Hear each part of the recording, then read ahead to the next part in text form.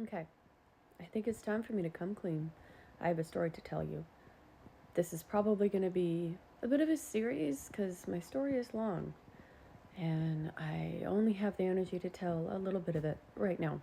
So, as you all know, I am chronically ill. I've been chronically ill for jeez, oh god, 18 years, I'd say, more than half my life. And the reason I started this TikTok is to spread awareness, and so I'd like to tell the story of my thyroid.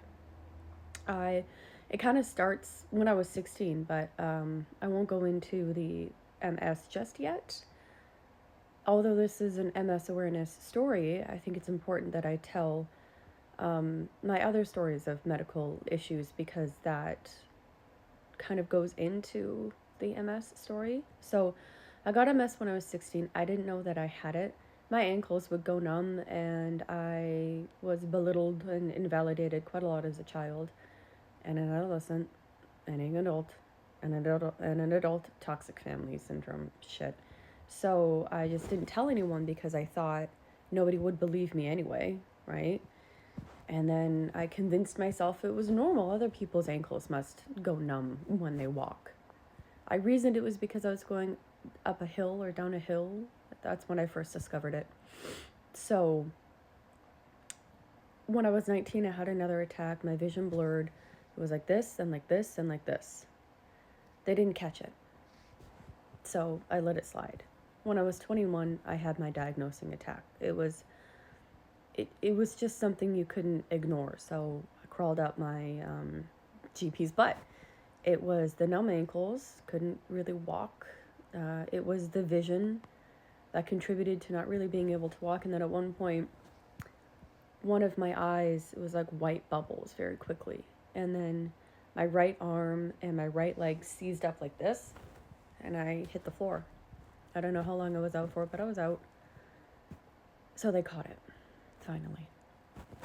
I did a series of DMTs like interferon and oh god, I can't hold this up that well. Like interferon and Tecfidera, that didn't work to slow the progression.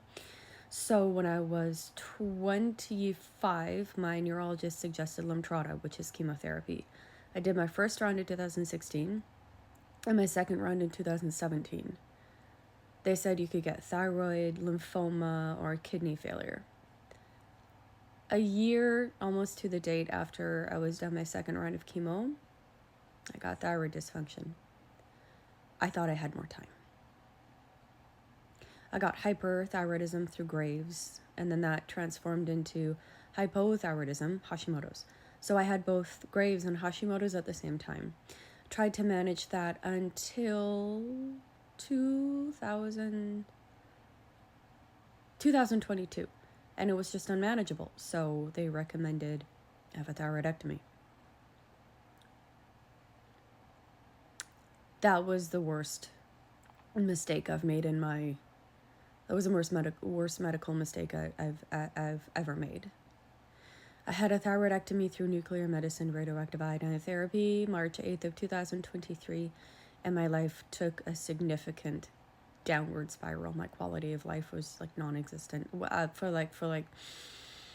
In the end of May, my TSH reached up to 193. For the record, it should end at 5.4. Anything above that is hypo. I was at 193. I don't know how I didn't end up in the hospital. I was sleeping 16 to 18 hours a day for 6 solid fucking months. I couldn't do shit without help, quite literally. I needed help in the bathroom. I needed help in the shower. I needed help in the kitchen. I even needed help getting in and out of bed. I couldn't eat my food. I couldn't fucking do anything. And then my TSH finally started to come down a little bit. And then I started to pursue real estate. Somehow I got I passed my licensing exam in May. It took me 4 months because I was determined. I wasn't going to let anything slow me down. I never knew how to let something slow me down. I think that's not knowing how to rest, I think, kind of goes part and parcel with, why I'm ill. let my body recover. So then September, I started to try to work again. My TSH didn't normalize until April 2024. So a full year. I still haven't been to an actual gym, and I'm a bodybuilder. It's been 14 months. I can do some kinesiology, and that's going well, but still. So as soon as my TSH was normal, my body gave up again, and I came out of remission after 7 years in remission. I actually quite literally couldn't walk without help for like 5 days, and then I went to the hospital, and that's when they discovered a really angry lesion in my neck. I could feel it. The skin around it was hot. I couldn't touch it. My thyroid and all the other stories, that even the MS is still an even bigger story, but this is not a structured video. I tend to go off in tangents, ADHD, nonsense. I remember what recovery was like after the first 2 rounds of chemotherapy. It was hard. I needed help with everything. And I wasn't going into it with thyroid issues. So I now need a 3rd round of chemotherapy. And I just, I'm frightened going into the 3rd round, because now I'm going into it with all these other medical issues. I've got like 6 illnesses. So I'm scared. I know I'm going to need help. I've called the MS Society. I've called the government. I've called everywhere that I can think to try to see if I can get a home nurse or somebody that can help me. And there's nothing. And I'm going to need help with some very intimate fucking things. You know what I mean? I don't want a stranger washing my naked body. Can't even get help anyway. There is one person who can help me. They cannot afford to miss 2 weeks of work. So I've started a GoFundMe page to try to raise like $2,500. If I can get over that, I'll start contributing. I'll start donating some to the MS Society, which is why I've made this video.